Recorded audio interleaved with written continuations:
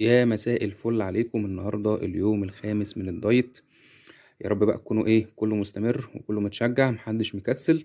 عايزين نساعد بعض ونشجع بعض. النهارده بقى انا قلت اركز في طريقة السمك. احنا دايما بنعملها عشان انتوا كتير منكم سألونا على الطريقة. بصوا ادي السمك اهو. احنا بس بنتبله. هو توم وملح وفلفل وكمون وفلفل اخضر وممكن بابريكا كمان وخل وليمون، بس مش اكتر من كده. وبعد كده السمك نروح حاطينه في الفرن. هي بس مجرد انا بحطه على الشوايه. اول ما الوش يحمر من فوق تقريبا بياخد كده في الاول ربع ساعه، نروح قلبينه على الوش التاني لغايه برضو ما يحمر. ومش اكتر من كده، ولا سمك مقلي ولا زيت ولا اي حاجه. وعايز اقول لكم الطعم جميل جدا، وحتى اللي بيحب السمك المقلي لما يدوق الطريقه دي مش هيعمل سمك مقلي تاني.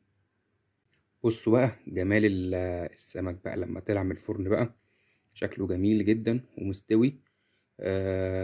هيعجبكم، لازم تعملوا الطريقة دي، ولازم تبقى على طول الطريقة دي تبقى معاكم في السمك. البولتي بوري أنا جربت عليه الحاجتين دول، النوعين دول.